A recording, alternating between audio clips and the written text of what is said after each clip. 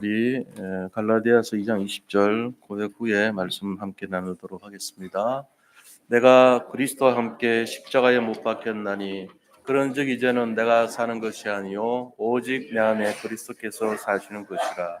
이제 내가 육체 가운데 사는 것은 나를 사랑하사 나를 위하여 자기 자신을 버리신 하나님의 아들을 믿는 믿음 안에서 사는 것이라. 아멘. 네, 오늘 요한복음 3장 말씀을 통해서 주신 말씀을 함께 나누는 시간을 가지려고 합니다. 우리 옆에 분들 보시면서 인사 나누도록 하겠습니다. 그리스도는 완전하고 충분하고 모든 것입니다.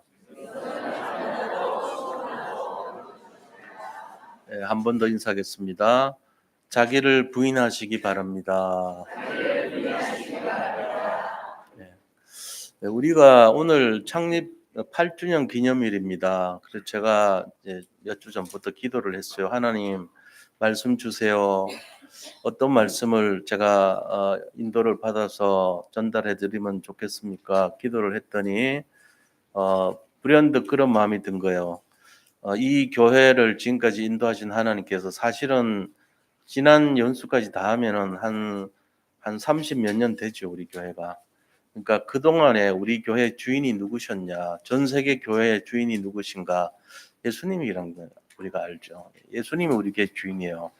그래서 대한민국의 주인은 국민이지만 교회의 주인은 성도님들이 아닙니다. 죄송하게도 예수님이 주인이세요.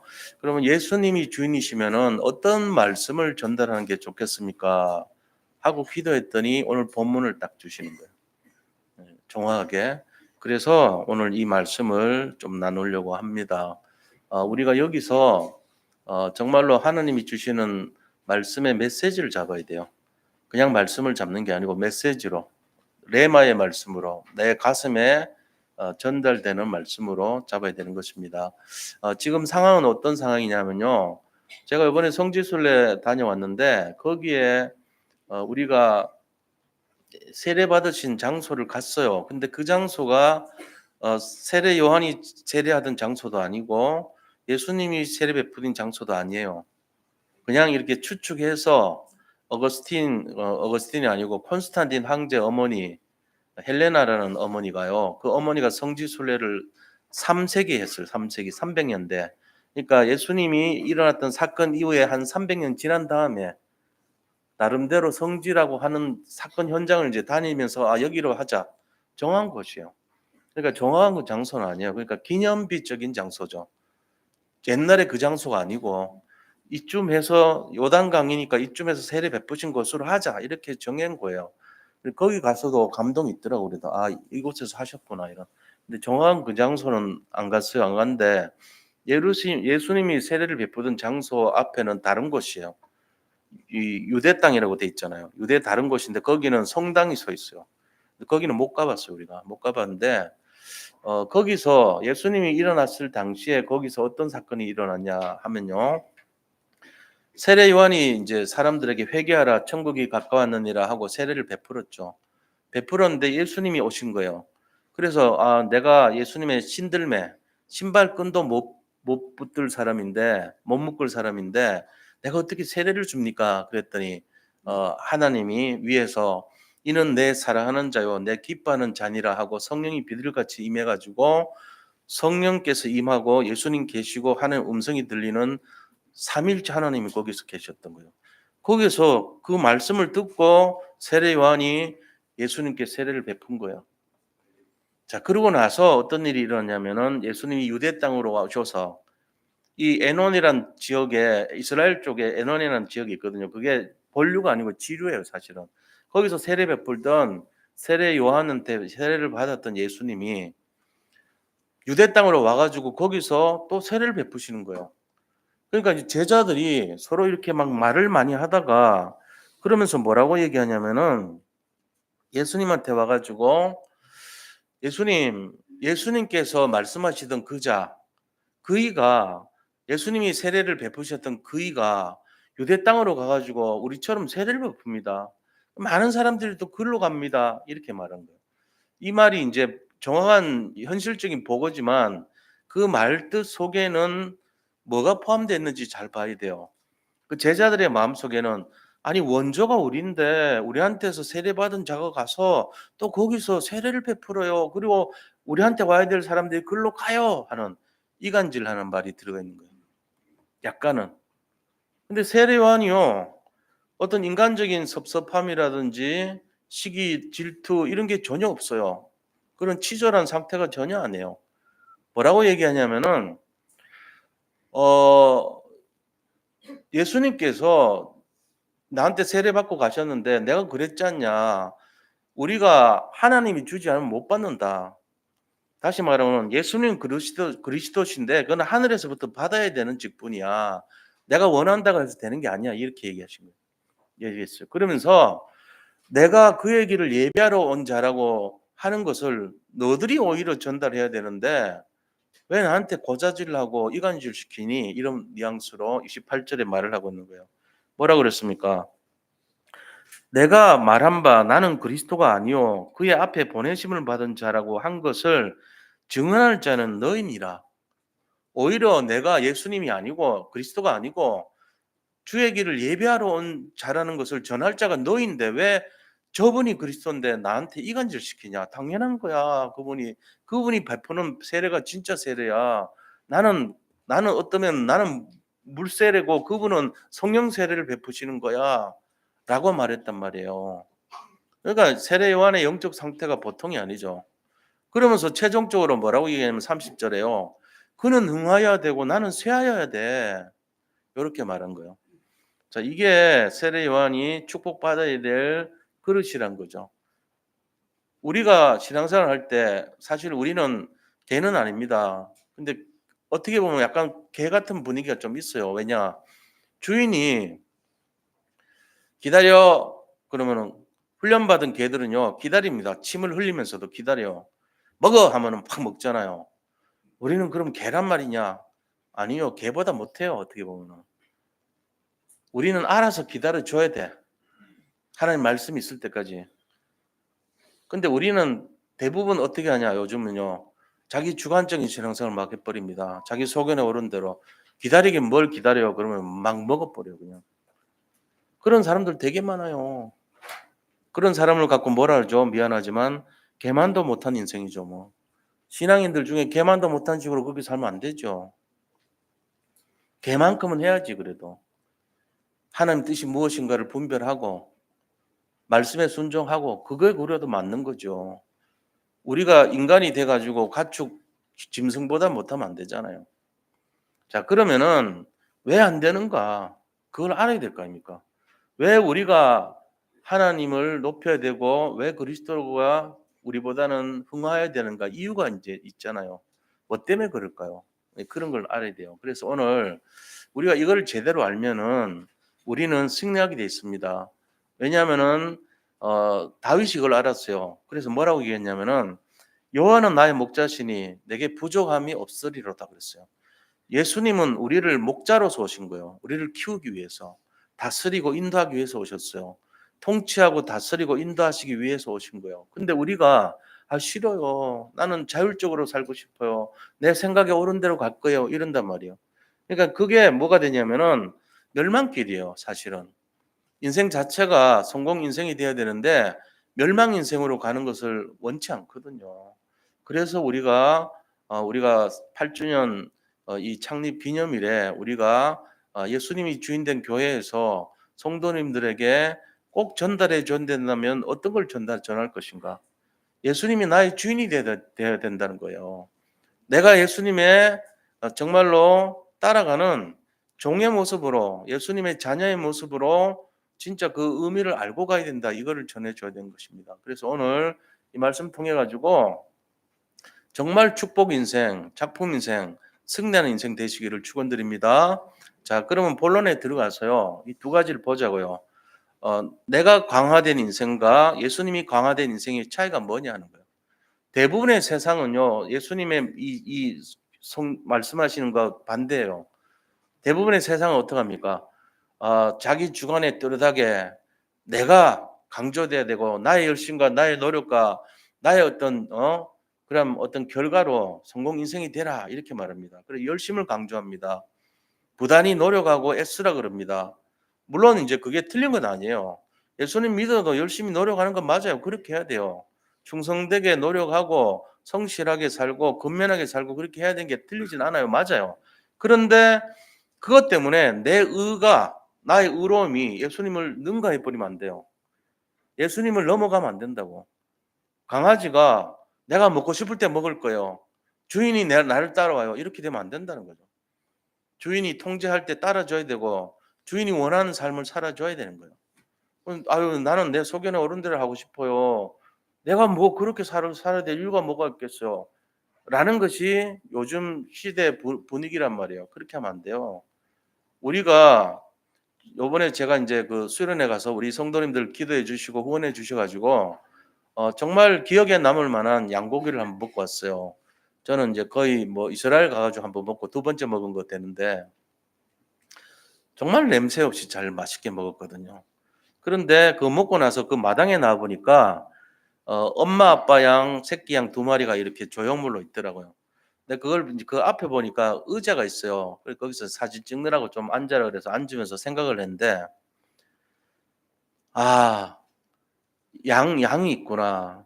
그러니까 거기서 뭐가 생각나면 양 밑에 내가 들어가야 되는데 양 밑에 나자 있잖아요. 양 밑에 내가 들어가면 그게 의로움이거든요. 우리가 의롭다함을 받을 때 언제 의롭다함을 받냐면 내가 착한 일을 하고 성실하고 근면하고 노력하고 애써서 받는 게 아니에요. 내가 어린 양 밑에 들어갈 때 의롭다는 거예요. 어린 양을 믿을 때, 어린 양 대신 그리스도를 믿을 때 의롭다는 거예요. 그걸 이신칭의라 그래요. 믿음으로써 써있자거든요. 믿을 신, 그 다음에 칭할 칭, 의로울 의자란 말이에요. 의로울 의자 자체가 내가 양이라고 하는 밑에 나자 들어갈 때 의로움을 얻는 거예요. 내가 예수님 밑에 들어가야 돼요. 내가 그걸 생각할 때 그렇구나. 나를 강화시키면 안 돼. 예수님이 강화돼야 돼. 이게 우리의 근본 신앙생활의 원리거든요. 이게 돼야 되거든요. 그래서 예수님께서 나를 강조했던 사람들의 모습이 어떤 건가 깨닫게 만드시는 거 있죠. 우리가 인생을 살 때 내가 주인 되면 안 됩니다. 내 주인이 누군가를 잘 알아야 돼요. 지금도 내가 주인 돼 사는 사람들이 너무 많아요. 많아도 너무 많아. 예수님을 믿는다고 하면서도 자기가 주인 된 사람들이 너무너무 많은 거예요.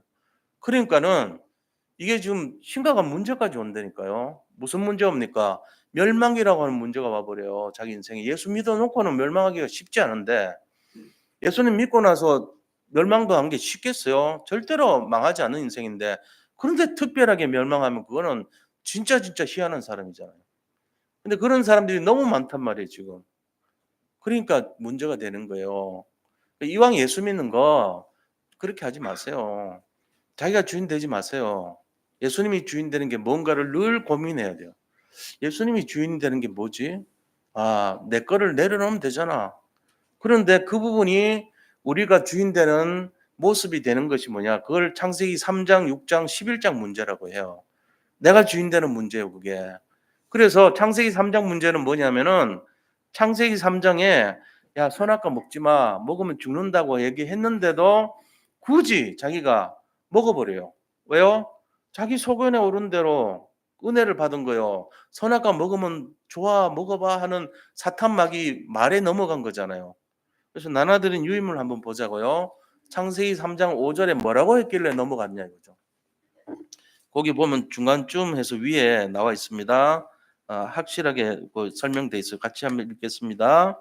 너희가 그것을 먹는 날에는 너희 눈이 밝아져 하나님과 같이 되어 선악을 알 줄 하나님이 아심이니라. 그래서 못 먹겠다고. 그러니까 먹어버려라고 이 사탄이 은밀한 유혹의 속삭임을 한데 거기 넘어가 버린 거예요. 이 말이 뭔 말입니까? 야, 너들 그거 먹지 말라 하시더냐? 그러니까는 하와가 먹으면 죽을까 하노라 하셨는데요. 죽을지도 몰라요. 먹으면 안 돼요 했는데 약간 약하게 했단 말이에요. 점수로 말하면 69점짜리 답을 한 거야. 그러니까 이 사람이 확신이 없구나. 먹으면 죽는다 했다. 이래야지 100점짜리인데 69.5점 잘 봐줘야. 그 정도 점수 갖고는 안 되거든요. 70점 넘어야지 되는데 안 돼. 그래가지고 아니야. 그것을 먹는 날에는 너희들 눈이 밝아져서 너희 눈이 밝아져서 너희가 하나님처럼 똑똑해질까 봐 못 먹게 한 거니까 먹어 이렇게 이간질 시켰어요. 근데 그걸 은혜를 받은 거예요, 하와가. 그래서 먹음직도 하고 보암직도 하고 탐스럽기도 한 열매인지라고 먹고 남편도 주는 거예요. 여기서 시작됐어요. 하나님과 인간이 선을 넘으면 안 되는 선을 넘은 것이 시작이 됐고 그걸 원죄라 그랬어요. 원인이 되는 죄. 거기서부터 모든 죄가 시작됐거든요. 인간이 타락하기 시작인 게 하나님 떠난 시작이 바로 그 문제였거든요. 선악과를 먹은 선을 넘었기 때문에 시작된 거예요. 마찬가지입니다. 기다려, 먹지 마, 먹으면 죽어 이랬는데 먹은 거예요. 걔가. 그거를 한 거예요. 지금 창세기 3장 그 사건이거든요. 이게 바로 인간이 뭐냐, 나중심이 된 거예요. 나중심. 내가 주인이 됐다는 거예요. 하나님 말씀 필요 없어요. 내가 알아서 살게요. 이 중심이 된 거예요. 그러면서 그 다음에 달려간 것이 창세기 6장 4절 5절 사건이 일어났어요. 그게 뭐냐, 3절에서 5절까지인데 이게 바로 네피림 중심이고 이게 바로 나의 것 중심이에요. 내가 가진 판단력을 중심으로 살아버렸어요. 그래서 사단의 말을 듣기 시작한 거예요. 세상 육체가 돼가지고 세상 것 중심으로 사는 거예요. 자, 한번 읽어보겠습니다. 창세기 6장 3절에서 5절까지 같이 읽습니다. 여호와께서 이르시되 나의 영이 영원히 사람과 같이 함께하지 아니하리니 이는 그들이 육신이 됨이라. 그러나 그들의 날은 120명이 되리라 하시니라. 당시에 땅에는 네피림이 있었고 그 외에도 하나님의 아들들이 사람의 딸들에게로 들어와 자식을 낳았으니 그들은 용사라 고대 명성이 있는 사람들이었더라. 여호와께서 사람의 죄악이 세상에 가득함과 그의 마음으로 생각하는 모든 계획이 항상 악할 뿐임을 보시고, 전부 다 계획하는 게 육신적이고 자기중심적이고 자기의 것을 중심으로 하는 생각을 했다는 거예요. 자기 계획이에요. 그래서 그들이 영원히 살아나는 것이 되는 게 아니고 육체가 돼버렸어요. 그들이 사람의 아들들이 하나님의 아들들이 사람의 딸들과 결혼했다 그랬어요. 하나님의 아들들은 영혼 중심으로 복음 중심으로 살던 사람들인데 세상의 딸들, 가인의 후손들이에요. 이 땅에 있는 소망을 가진 사람들의 딸들과 결혼해가지고 육체가 됨이라 그랬어요. 하나님 영이 떠나버린 거예요. 왜냐? 나의 것을 중심으로 땅의 것만 사는 사람들이 됐으니까. 그래서 이것 때문에 우리가 내 중심으로 살면 안 되는구나, 나를 강화시키면 안 되는구나 하는 걸 깨달아야 돼요. 나의 것이 중심이 돼도 안 되고 내가 중심이 돼도 안 되는 거예요. 그러니까 이 두 가지가 합치니까 어떤 결과가 나오냐면요. 창세기 11장 4절의 결과가 나와요. 이렇게 성성된 인간들이 11장 4절의 모습으로 완전히 실패 인생이 되는 거예요. 11장 4절 한번 읽어보겠습니다. 또 말하되 자 성읍과 탑을 건설하여 그 탑 꼭대기를 하늘에 닿게 하여 우리 이름을 내고 온 지면의 흩어짐을 면하자 하였더니, 이게 바로 바벨탑입니다. 바벨탑이란 걸 쌓아가지고 우리가 힘을 합쳐서 흩어짐을 면하고 우리 이름을 드러내고 하나님께 도전하자 이런 거예요. 세 가지예요. 힘을 합쳐서 우리가 이름을 드러내고 하나님께 도전해서 우리의 이름을 드러내자. 우리가 주인 되자는 거잖아요. 우리가 승리하자. 강아지가 덤벼들어서 주인을 제압하고 우리가 주인 되자. 그거랑 같은 거예요. 그러니까 이게 뭐냐 말하냐면은 나 중심에서 나의 것 중심에서 우리의 성공 중심으로 다 그렇게 타락해 버린 거예요. 그래가지고 결과적으로는 어떤 식의 변화가 일어났냐면은 모든 세상의 모든 중심이 나의 성공과 나의 것과 나라고 하는 것이 드러나기를 소원하는, 정말로 나를 강화시키고 나를 강조하고 나의 의를 드러내는 그게 돼버렸어요. 그럼 그 사람은 뭐가 되죠? 자, 우리의 마음과 생각 속에 누가 있는지 아세요? 예수님이 활동하십니다. 근데 내 마음과 생각을 들여다보니까 나밖에 없어. 내 생각, 내 경험, 내 어떤 열심, 내 노력, 나의 빛나는 활동, 나의 어떤 엄청난 능력, 이거밖에 없는 거예요. 그래가지고 끝까지 가봤는데 어디가 있어요? 지옥 가 있죠 뭐. 그전에는요 절벽에서 떨어져요. 멸망길로 가는 거예요. 내 스스로의 힘과 능력으로 될 줄 알았는데 신기하게 안 돼요. 세상 사람들은 계속 그걸 강조합니다. 열심히 해라, 노력해라, 애써봐라, 힘써 일하라, 하면 된다 이렇게 말합니다. I can do, you can do, everybody can do, 가부시키 can do, 다 그렇게.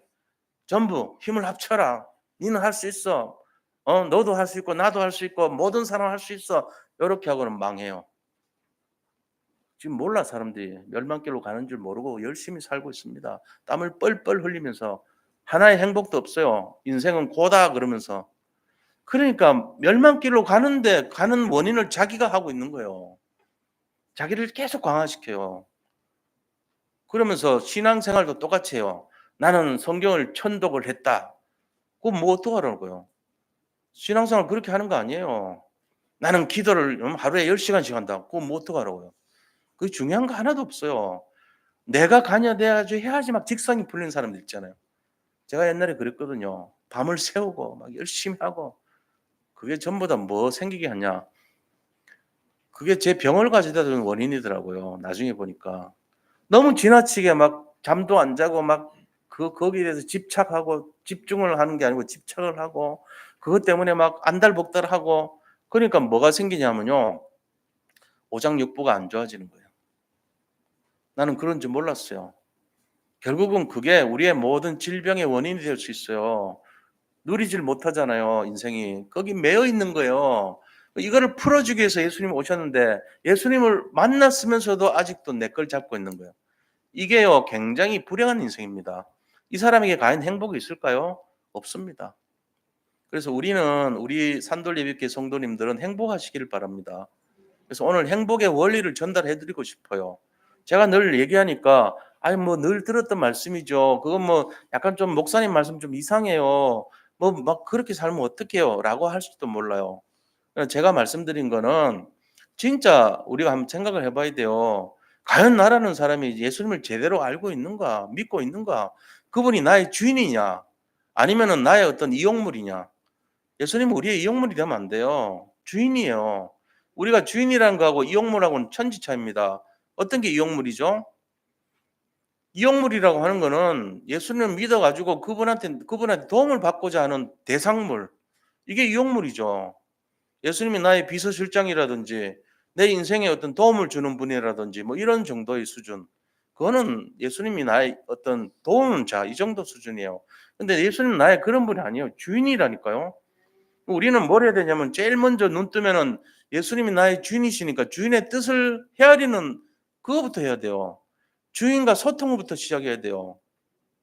예수님 오늘 또 어떻게 살까요? 부터 물어봐야 돼요. 그게 삼구상 기도 아닙니까? 그게 돼야지 정상적으로 은혜를 주죠. 안 그래요? 내가 맘대로 주인처럼 살면 그 사람은요, 모르긴 해도 얼마 안 가면 오장육부 중에 하나 탈납니다. 제가 대표적으로 신장 망가졌잖아요. 전 그냥 우연이라고 생각 안 합니다. 너무 어떤 면에서는요, 막 안달복달하게 살아서 그래요. 안 되면 막 너무 짜증나게 살고요. 율법이 충만했고요. 저는 그걸 말할 수 없어. 누가 말하면 한 번도 저한테 얘기한 적은 없지만 뭔가 모르게 내가 편치 않았구나. 내 인생이. 좀 편안한 인생이 안 됐구나. 그런 걸 많이 느껴요. 왜? 철들었잖아요. 철들었어. 내 거 아닌 걸로 살고 있으니까 지금. 감사하죠. 제가 만약에 옛날 같은 그런 식으로 계속 끝까지 살면요. 하나 받은 그것까지도 완전히 없어질 거예요. 우리가 지금 그렇게 사는 분들이 많아요. 예비 권역만 많아 여기에. 그제서 병원 가서 정신 차릴래요? 그렇게 살면 안 돼요. 좀 편안하게 하세요. 자유를 누리시라고. 아까도 우리 김선혜 권사님이 어제 이거 애를 쓰고 다 하셨는데 얼마나 멋있어요. 마음이 담겨 있죠. 근데 오늘 창립 8주년 기념에 이제 케이크를 하나 주문을 했는데 그쪽 빵집에서 접수를 못 한 거야. 아르바이트생이 했던지 뭐 깜빡 잊었겠죠. 그러니까는 가 보니까 맞춰 놨던 사이즈보다 작은 거밖에 없어. 하필이면 또. 그래서 작은 걸 가져오셨대요. 그래서 내가 속으로 아유, 권사님은 할 만큼 다 하셨어요. 여기 이만큼 마음을 담았잖아요. 예수님이 이거 보지 케이크 보겠어요? 그래서 제가 이따가 우리 성도님들이 아유, 왜 케이크 저렇게 작아요? 하지 마시라고. 예. 우리는 마음에 있고 중심을 담은 거면 끝났지 뭐 그걸 저한테 얘기하는 것 자체에서 끝났어요. 제가 그것 때문에 또 아이고 그래도 그렇지 미리 준비를 단디 해야지 지금 뭔 얘기입니까? 이럽니까 제가? 안 하죠. 우리 하나님은 그보다 더 훌륭하신 분이십니다. 우리가 어떤 거 해도 제가 이미 깨달은 게 그거예요. 제발 좀 조급하지 마라. 조바심 내지 마라. 근데 지금도 저한테 그걸 가르쳐 주는 분이 계셔. 누구라고 얘기는 안 하지만. 그래서 다행이에요. 만남의 축복이라 봐. 가르쳐 드릴까요? 예, 우리 하나님이 그러십니다. 그리고 집사람이 가끔씩 또 해 주고요. 같이. 깨닫게 해 줘. 조급하지 마라. 그냥 누리라. 그렇게 해 줘요. 목사의 어떤 깊이가 준비가 안 되면은 제가 여기 서서 말 잘못하면 큰일 나잖아요. 우리가 자기를 광화하는 건 하지 마세요. 열심히 안 해도 돼요. 편안하게 하시면 돼. 저는요, 좀 실수하는 분이 속으로는 굉장히 애정이 있습니다. 잘 못하는 분 있잖아요. 남들보다 아주 뛰어나고 이런 것보다도 물론 그것도 이제 좋아요. 근데 좀 이렇게 실수해가지고 안 되는 경우도요. 오히려 저는 굉장히 그게 보호 본능이 생기는 것 같아. 아, 나하고 비슷한 분이 계시구나. 나도 실수가 많은데 그런 애정을 갖게 생기더라고. 너무 잘나고 막 이렇게 멋있게 하는 것보다는 좀 실수하면서 하는 게 더 이렇게 정감이 가요, 사실은. 솔직히 그래요, 제가. 근데 이렇게 되기까지 굉장히 많은 시행착오를 겪었어요. 너를 관광하지 마. 너를 너무 이렇게 막 열심으로 몰아붙이지 마. 실수 좀 하면 어때? 처음부터 잘하는 사람 어디 있어? 그렇게 하면서 되는 거지. 어린아이가 유식부터 먹어야지. 삼겹살 오돌뼈 있는 것부터 먹어가지고 바다득 바다득 하면서 가면은 그 인간이에요. 이상한 애지. 우리는 그거 자꾸 기대한다고. 와, 천재가 일어났다고. 천재 아닙니다. 굉장히 위험한 겁니다. 요즘 저는 삼겹살 먹을 때 오돌뼈 있으면 뱉어내요. 전에는 아득바득 끝까지 씹어서 먹었어. 근데 이빨이 많이 상하더라고요. 그러고부터는 안 합니다. 하여튼 좀 편안하게 했으면 좋겠어요. 신앙생활 누리시기 바랍니다. 그래서 진짜 열심히 하지 마세요. 누리셔야 돼요. 기도 좀 못해도 돼. 10분만 하세요. 10분 더 힘들면 5분만. 그렇게 하는 거지. 뭘 거기 매어가지고 안 하면 안 되고 그런 신앙생활 하지 말아요. 정말이에요. 자기를 자꾸 강화시켜서 거기서 응답을 받으려는 태도를 버리시라고요. 이게 너무 중요하다는 거죠. 그래서 우리가 이런 내용 가지고 해야 됩니다. 자, 나 중심으로, 나의 것 중심으로, 우리의 성공 중심으로 살면 결과가 어떻게 되는지 아세요? 일단은요, 마음의 병이 생깁니다. 무거운 짐을 지게 됩니다.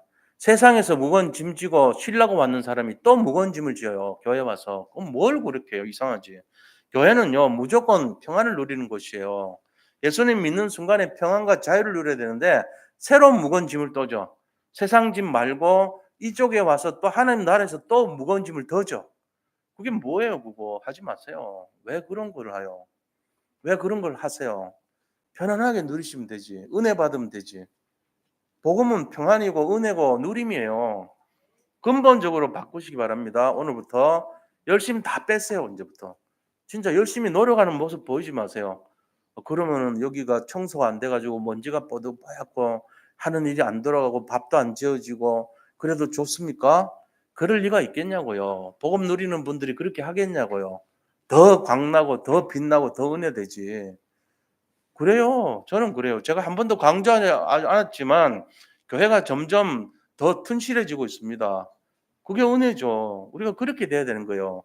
막 복음으로 막 뭔가를 율법화 시켜 가지고 꽉 째어 놓고 그래 갖고 되는 거는 좋은 게 아니에요, 절대로. 가정도 마찬가지입니다. 가장 복음적이고 가장 은혜로워야 돼요. 집에 가는 거 싫어하는 그런 분위기 되게 만들면 안 되죠. 가정을 생각할 때마다 복음이 거기서 딱 발견될 정도로 우리 자녀들이 최고로 복음을 누리는 장소가 가정이 돼야 돼요. 집이 편안해야 되죠, 일단은. 너무 율법이 강해 가지고 막 집에 들어가기가 무섭고 아빠 오면은 막 사시나무 떨듯이 되고 이렇게 되면 안 돼. 아이들이 정말 똑똑하게 북한 아이들 같이 막 위대하신 아버지시여 이렇게 할지는 모르지만 정상 아닙니다, 그거는. 그런 게 좋은 게 아니에요. 아빠한테 가서 막 때리고 졸르고 뭐 사줘 이게 훨씬 나아요. 그렇게 잘해야지. 그게 부모지. 그렇잖아요? 우리 자신들은 잘 생각해야 돼요. 기본적인 것은 밥상머리 교육은 해야 되지만 그러나 근본은 아이들이 평안을 누리고 사랑을 배울 수 있는 장소가 돼야 되죠. 교회도 마찬가지입니다. 교회에 와서 최고로 평안해야 되고 은혜를 받아야 되고 축복을 누려야 돼요. 여기 와가지고 율법에 사로잡혀서 긴장을 하게 만들고 이런 틀린 거라고. 잘 생각하셔야 돼요. 그래서 저는 말씀드립니다. 우리 위임받은 우리 모든 위원들, 성도님들 열심히 하지 마세요. 목사가 이상한 소리 한다고요? 아니 진심이에요 저는. 그냥 은혜로 하세요. 은혜가 더 훌륭해요. 열심은요 바보들이 하는 짓이에요 그거는. 은혜 가운데 해야 돼요. 뭐든지 그래요. 교회는 은혜 가운데 해야지 은혜가 더 넘쳐야 됩니다. 이거를 누리시기 바랍니다. 그래서 나를 강화시키는 거 절대 하지 말아요. 나를 강화시킨 거 성경 40도 가고 40일 금식하고 이런 거 자꾸 쓰는 목사들 있는데 바보들입니다 그거는. 왜요? 자기를 강화해서 뭐 할 건데요? 그는 흥하여야 하겠고 나는 쇠하여야 하는데 쇠하여야 하는데 명하면 그런 걸 왜 파고 다녀요? 내가 흥하면 안 되죠. 내가 쇠하여야 되는데. 이걸 잘 알아야 됩니다. 그래서 이렇게 자기를 강조하는 사람들의 결과가 어떤 거냐면은 궁극적으로 우상 숭배합니다. 누구에 대한 우상인지 아세요? 자기 스스로에 대한 우상이에요. 나르시시즘이라 그러죠. 자기애. 거기 걸려 들어가요. 그리고 자기를 자꾸 높여요. 자기 이름을 높이고 자기 명예를 높이고 자기 어떤 성과를 높이는 거예요. 그래서 자꾸 그걸 과시합니다. 그만큼 추하고 억울한 게 없어 사람들.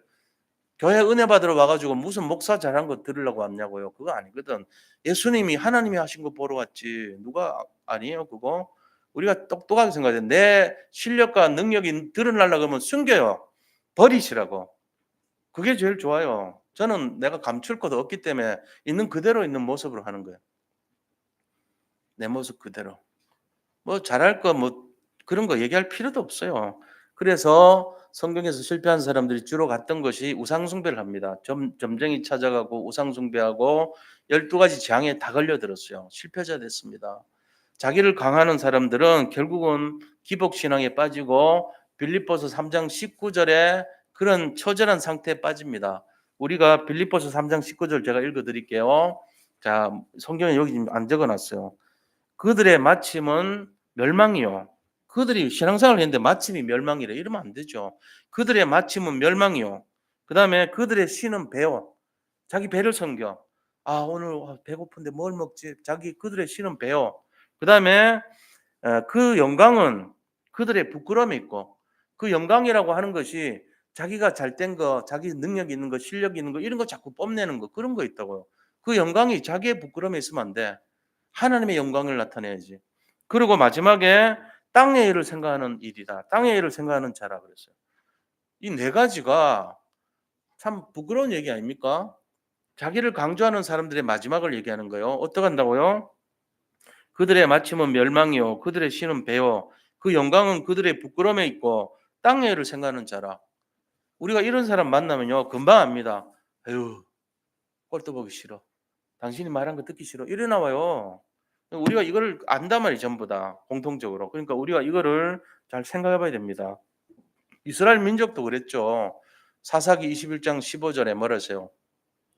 14번이나 올라갔다가 내려왔다 했는데 우리가 내려온 이유가 뭐냐? 그때 왕이 없으므로 이 왕은 영적인 왕이에요. 영적인 지도자를 말해요. 그때 왕이 없으므로 저 한번 나눠드린 거 읽어보자고요. 같이 사사기 21장 15절 중간에 있어요. 그때 이스라엘의 왕이 없으므로 사람이 각기 자기의 소견에 옳은 대로 행하였더라. 그래서 멸망길로 갔던 거예요. 근데 이거 다시 자기 소견에 옳은 걸 버리고 하나님께 집중을 했을 때 그들은 회복이 됐던 거거든요. 그러니까 우리 인생의 기준이 나를 강조하고 나를 강화시키고 나의 열심으로 사는 걸 버릴 때 달라지는 거 인생이. 자, 그럼 두 번째는요. 그리스도를 강화하는 참된 제자는 어떤 모습으로 살까요? 그리스도를 강조하는 사람의 모습. 오늘 본문을 통해서 한번 보면 그렇습니다. 본문을 통해서 28절, 27절 먼저 보자고요. 요한이 대답하여 이르되 만일 하늘에서 주신 바 아니면 사람이 아무것도 받을 수 없느니라. 이게 지금 뭘 얘기하냐면요. 제자들이 저 젊은 청년이 요한보다 높아지려고 해요라는 뜻의 얘기를 했던 거예요. 그러니까 사도 세례 요한이 하나님이 주시지 않으면 받을 수 없다. 그 말은 뭐냐? 그리스도라는 직분은 아무나 받는 게 아니야. 하나님이 주셔야지 받는 거야라고 말한 거예요. 다시 말하면은 그리스도를 높인 거예요. 나는 그리스도한테 비하면은 신발끈 풀 정도도 안 돼. 라고 말한 거죠. 하나님이 주시지 않은 거잖아. 나는 그의 길을 예배하는 자지 그가 아니야. 이 말한 거예요. 그래서 우리가 그리스도를 강화하고 강조시키는 자의 삶은 어떤 거냐면요. 하나님을 높이는 자의 삶이에요. 그의 길을 예배하는 자의 삶이에요. 28절에 보세요. 자기 신분을 확실하게 말하죠. 28절 같이 읽겠습니다. 내가 말한 바 나는 그리스도가 아니요 그의 앞에 보내심을 받은 자라고 한 것을 증언할 자는 너희니라. 그러니까 나는 그리스도가 아니야. 오히려 내가 아니란 걸 증언할 자는 너인데 왜 나한테 와서 일러 바치고 이간질시키고 고자질하고 그래?라는 뜻이 포함된 거예요. 그러니까 우리가 주님을 강조하는 사람의 모습은 나는 낮은 자고 그분이 높은 자야라고 합니다. 하나님께 모든 영광을 돌려드립니다. 내가 아무리 잘했고 내가 아무리 큰 상을 받아도 하나님이 다 하셨습니다라고 하는 거예요. 이게 중요한 내용이죠. 그 다음에 세 번째는 어떤 태도냐면요. 성삼위 하나님과 함께하는 형통한 인생이 되는 거예요. 예수님이 나의 기쁨이란 걸 고백해요. 29절 보세요. 신부를 취하는 자는 신랑이나 서서 신랑의 음성을 듣는 친구가 크게 기뻐하나니 나는 이러한 기쁨으로 충만하였노라. 다시 말하면 주인공은 누구라고요? 주인공은 신랑이라는 거예요. 나는요 조연이죠. 나는 신랑 친구라 이거죠. 신랑 친구인데 내가 신랑이 될 수는 없잖아요. 그러니까 신부를 통해서 결혼하는 신랑을 볼 때 기뻐하는 거는 내 친구이기 때문에 기뻐하는 거예요. 내가 기뻐하는 것은 예수님이 나의 기쁨이 되기 때문에 기뻐하는 거예요. 이걸 우리가 분명히 누려야 돼요. 그러니까 하나님을 강조하는 사람은요. 예수님 때문에 기뻐하고 예수님께 영광을 돌리고 예수님을 위해서 내가 길을 예비하고 예수님이 원하는 언약을 성취하고 그걸 하기 위해서 왔다는 거예요. 우리가 산다는 거예요. 그러면서 결국은 고백이 30절 고백을 하는 거예요. 주님을 강조하는 사람의 고백이 30절이에요. 그게 뭐죠? 그는 흥하여야 되겠고 나는 쇠하여야 하리라. 이게 중요한 내용입니다. 그는 흥하고 나는 쇠하. 이거는 평생 잊지 마세요. 내가 흥하여야 하겠고 그는 쇠하여야 하리라. 이렇게 되면 큰일 나요. 뒤집어지면. 사람들이 이거 많이 해요. 내가 잘 떼야죠. 내가 잘 떼야지. 이렇게 한단 말이에요. 나를 보좌화하는 건 좋은데 나를 숭배하고 나를 완전히 모든 세계 중심으로 삼고 나밖에 없고 이러면 안 돼요. 멸망길이에요, 그게. 그래서 30절은 뭘 얘기하냐면은 그리스도 망대 세우는 자의 축복이에요, 이게. 나의 망대 세우면 안 됩니다. 나의 명예의 망대, 나의 응답 축복의 망대, 실력의 망대 이런 거 올라가면 큰일 나요. 그리스도의 망대, 복음의 망대, 정말 빛의 망대가 내 인생에 세워지도록 그래서 전도와 선교의 망대를 중심으로 살도록 그런 인생이 돼야 됩니다. 자, 그래서 그렇게 오는 결과가 뭘까요? 그렇게 하면은 응답이 와요. 자, 그래서 누가복음 7장 28절 한번 나눠드린 유임을 보시고 같이 읽겠습니다. 내가 너에게 말하노니 여자가 낳은 자 중에 요한보다 큰 자가 없도다. 그러나 하나님의 나라에서는 극히 작은 자라도 그보다 크니라 하시니. 그러니까 요한을 보고 예수님께서 사람 중에 이 요한보다 큰 자가 없다 이렇게 칭찬을 해줬어요. 이 요한은 사도 요한이 아니고 세례 요한입니다. 세례 요한 보고 가장 큰 자라고 칭찬해 준 거예요. 왜 그랬을까요? 주의 길을 예배로 온 자라고 말했으니까 그런 거죠. 언약을 성취하기 위해서 사는 인생이라고 고백했으니까 그렇죠. 그래서 예수님의 참된 제자의 삶을 살았던 것입니다. 자, 우리가 이 응답을 누려야 돼요. 우리도. 그러기 위해서는 자기를 부인해야 됩니다. 자기를 부인하고 십자가를 지고 따라가야 되는데 자 그러면은 우리에게 오는 최고의 응답은 뭘까요? 십자가 지는 자의 축복을 받게 돼 있어요. 십자가 지는 자. 마태복음 16장 24절 우리가 나눠드림과 같이 읽겠습니다. 마태복음 16장 24절 밑에서 위에 여섯 번째 좀 있습니다. 같이 읽어요. 이에 예수께서 제자들에게 이르시되 누구든지 나를 따르려거든 자기를 부인하고 자기 십자가를 지고 나를 따를 것이니라. 이게 돼야 됩니다. 이게 진짜 진리예요. 자기를 부인하라고요. 자기를 부인한다는 말이 뭔지 아셔야 되죠. 아무리 능력이 있어도 사도 바울은 자기를 부인했습니다. 자기를 부인한 게 갈라디아 2장 20절 우리가 날마다 고백하잖아요. 굉장히 훌륭한 사람이죠. 실력과 능력이 뛰어난 사람인데도 불구하고 자기를 부인하는 고백을 했던 거예요. 그러니까 더 존경스럽죠. 존귀하죠. 사도 바울은요. 자기가 없어요. 일생에. 자기를 의롭다 드러낸 적이 한 번도 없어요. 그런데 모든 사람들이 사도 바울을 존경합니다. 근데 제일 부끄러운 인생이 누구세요? 자기를 막 드러내고 하는 사람들 있잖아요. 부끄럽기 짝이 없죠. 그럼 아무도 존경하지 않아요. 채널에서 그런 사람 나오면 채널 돌려버립니다. 안 봅니다. 안 듣습니다. 방향이 틀린데 뭐. 우리도 다 인간이 다 똑같아요. 거의 다 대부분 그래요. 자기 잘난 체 해보세요. 아무도 안 합니다. 그런데 자기를 진짜 낮추고 겸손해 보세요. 모든 사람이 다 좋아해요. 왜 그렇죠? 모든 사람들을 다 받아들인단 말이에요. 그래서 이름이 바다가 됐어. 수용해줘. 늘 하는 말씀이지만 어? 해납 백천이라 하죠. 해납 백천. 요즘 보면은 그 유튜브에 굉장히 글씨 잘 쓰는 중국 여자가 나와요. 그리고 막 글씨를 막 쓰더라고. 굉장히 잘 써요. 보니까 막 금색으로 해가지고 막 쓰고 달필이더라고요. 제가 이제 그걸 자꾸 계속 보는데 관심 있어가지고 근데 쓴데 보니까 한 번은 해납 백천이라고 쓰더라고. 그래서 이분이 그냥 쓰는 게 아니고 이런 굉장히 좋은 말씀들을 많이 쓰는구나. 근데 다른 거는 못 알아봐도 해나 백천은 내가 보니까 알겠더라고. 그래가지고 싹 써놓은 거예요. 그래서 이게 굉장히 유명한 말이에요. 사실은 해나 백천. 그런 것처럼 모든 사람들을 받아들일 수 있는 그런 중심. 그게 바로 그리스도의 마음이라는 거죠. 사람들마다 약점 많습니다. 근데 그 약점을 바라보지 마세요. 그 사람이 갖고 있는 장점 인정해주고 수용해주고 그게 훨씬 낫다는 거죠. 그래서 우리가 예수님에게 용서받았던 것처럼 우리도 남을 용서해 줘야 돼요. 우리가 예수님으로부터 인정받고 칭찬받는 것처럼 다른 사람들의 장점을 귀하게 여겨주고 칭찬해 줘야 됩니다. 그래서 자기를 부인하는 것이 축복의 응답의 결과고요. 십자가 지는 삶이 또한 응답의 결과예요. 이걸 우리가 알고 있어야 되는 거예요. 그러면서 뭐 해야 됩니까? 섬기는 종의 삶을 살아야 되는 거예요.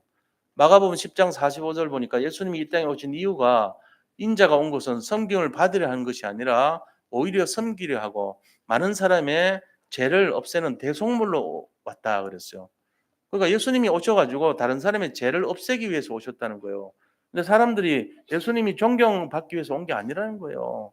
그러니까 우리가 이 하나님을 자꾸 높이면 그 결과 섬기는 종의 모습을 우리도 살게 되는 거예요. 사람들 섬겨야 됩니다. 사람들 위에 뭔가 군림하고 대우를 받고 존경을 받으려면 안 되죠. 오히려 섬기는 종의 모습으로 살게 돼 있는 거예요.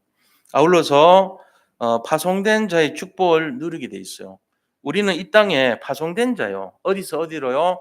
저 하늘나라 본향에서 이 땅으로 파송된 자요. 그래서 우리가 뭐 하라고요? 주의 길을 예비하고 언약을 성취하고 그리스도를 높이는 그 일을 하라고 파송된 자요. 이걸 우리가 감당하게 된다는 것입니다. 그리고 언약을 성취하는 삶, 하나님의 약속과 하나님의 계획을 성취하는 인생이 되는 거예요. 그래서 말씀은 반드시 성취됩니다. 성경에 기록된 말씀은 1.1획도 어긋나지 않아요. 그러니까 여기에 우리도 함께 해야 돼요. 발을 담가야 됩니다.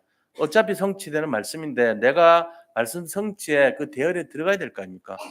내 생각대로 하면 안 돼요. 하나님이 원하시는 뜻에 조금만 순종하면 우리도 말씀 성취 응답을 받게 됐습니다. 그래서 마태복음 5장 18절 한번 같이 보자고요. 밑에서 세 번째. 진실로 너에게 이르노니 천지가 없어지기 전에는 율법의 1.1획도 결코 없어지지 아니하고 다 이루리라. 어차피 성취돼요. 거기에 내가 발을 담그셔야 돼요. 그러려면 자기를 부인하고 십자가를 지고 따라가면은 이게 성취되는 거예요. 그러면서 또 우리는 현장을 살리는 참된 전도자가 되는 것입니다. 디모데후서 4장 2절에 뭐라고 되어 있습니까? 한번 밑에서 두 번째 읽어보겠습니다. 너는 말씀을 전파하라. 때를 얻든지 못 얻든지 항상 힘쓰라. 범사에 오래 참음과 가르침으로 경책하며 경계하며 권하라. 말씀을 전달하라는 거예요. 전도자의 삶을 살아라는 거예요. 이게 7개 7대 망대 세우는 삶이 되는 겁니다. 그래서 이게 우리 인생이 돼야 돼요. 마지막으로 하나님의 삶을 하는 파수꾼의 삶을 사는 파수꾼의 삶이 뭔지 아죠? 현장을 살리고 현장을 지키는 빛을 비추는 삶요. 그래서 파수꾼의 삶을 사는 작품 인생의 응답을 받게 되는 거예요. 자, 파수꾼의 삶이 뭘까요? 파수꾼의 삶. 우리가 갖고 있는 힘을 가지고 파수꾼의 삶이 뭔지를 제가 말씀드리겠습니다. 이사야서 62장 6절 7절의 삶이요. 제일 마지막에 있어요. 1페이지 제일 마지막에 같이 읽겠습니다. 예루살렘이여 내가 너희 성벽 위에 파수꾼을 세우고 그들로 하여금 쥐하로 계속 잠잠하지 않게 하였느니라. 너희 여호와로 기억하시게 하는 자들아 너는 쉬지 말며 또 여호와께서 예루살렘을 세워 세상에서 찬송을 받게 하시기까지 그로 쉬지 못하시게 하라. 아멘. 그러니까 예수님 하나님이 찬송을 받게 하시기까지 이 말은 모든 사람들이 하나님을 알도록 할 때까지 여호와로 쉬지 못하시게 하라는 거예요. 그러니까 세상 전 세계가 복음화 될 때까지 하나님이 활동하시도록 너희가 파수꾼의 사명으로 뭐 하라고요? 기도하라는 거예요. 전도하라는 거예요. 이게 우리가 해야 될 파수꾼의 사명입니다. 빛을 비추라는 겁니다. 자, 이런 응답을 누리시기를 축복합니다. 자, 그럼 마지막 결론이 뭘까요? 결론은요, 자기 부인하라는 거예요. 자기를 부인하라. 그러니까 자기 주장하지 말고 자기 생각대로 인도받지 말고 언약을 중심으로. 그래서 강단에 필요가 한 게 사람들이 10명이 10명 따라 자기 생각이 다 달라요. 10인 10색이에요. 4인 4색이고. 그렇게 되면 안 되잖아요. 그래서 하나님께서 기름 부어 세우신 종을 통해서 어떤 방향의 말씀을 이렇게 뽑아내서 하나님 뜻이 무엇인가를 찾도록 분별을 시켜주는 거예요. 이게 강단이. 그러니까 제가 하는 게 아니고 심부름 하는 거잖아요. 저는 하나님이 원하시는 게 뭡니까? 주의 길을 예비하도록 하고 언약을 성취하기를 원하고 자기를 부인하고 자기 생각으로 말하지 말고 들리지 말라고 얘기하는 겁니다. 라는 거예요. 그래서 제일 첫 번째가 자기 계획이나 자기 소견이나 이런 거 따르지 말고 과연 하나님이 뭘 원하시는가 거기에 따라가라는 거예요. 그게 자기 부인입니다. 그렇다 해서 내 주관도 없고 내 어떤 생각도 없고 그래서 살아가는 그 얘기 아니에요. 내가 기도하면서 인도받는 가운데 하나님의 뜻을 분별하라 이 얘기예요. 자기 부인이란 게 뭐 완전히 속도 없이 살아는 그 얘기가 아니고 하나님의 뜻이 무엇인가를 계속 집중하라 이 얘기예요. 그게 우리 결론이 돼야 돼요. 자기 부인. 그 다음에 뭡니까? 그리스도를 강화시키면 형통한 인생이 되고 작품 인생이 돼요. 왜 그렇죠? 그분이 나와 함께 하니까요. 그래서 창세기 39장 2절의 삶이 되는 것입니다. 자, 뒷페이지에 나와 있습니다. 함께 읽겠습니다. 여호와께서 요셉과 함께 하심으로 그가 형통한 자가 되어 그의 주인 애굽 사람의 집에 있으니 여기서 중요한 포인트가 함께 하는 거예요. 하나님이 함께하는 자가 되어 자기를 부인하면 그렇게 돼요. 하나님이 와서 우리를 이끌어 가시니까. 그래서 어떻게 됩니까? 제가 한번 어떻게 되기를 소원하는지를 한번 창립 8주년 기념 예배에서 제가 마지막 고백을 좀 드릴게요. 제가 이렇게 되기를 원해요. 제 신앙 고백입니다. 한번 살고 가는 인생인 우리 예수님이 나의 참 주인이 되고 나의 마음과 생각에 자리 잡으시며 내 삶을 이끌어 가시는 인도자가 되기를 원합니다. 아울러서 날마다 성삼위 하나님이 원하시는 삶을 살고 언약을 성취하는 작품인생 되기를 원합니다. 이게 저의 신앙 고백입니다. 우리 성도님들도 저처럼 이렇게 정말로 예수님이 나의 주인이 되고 우리가 성삼위 하나님의 뜻을 따라가는 참된 작품인생 되기를 축원드립니다. 예, 그런 인생 되시기를 바랍니다. 예. 자, 우리 이런 상태가 되도록 우리 합심해서 이 자리에서 함께 기도하도록 합니다. 함께 기도하겠습니다. 하나님 감사합니다.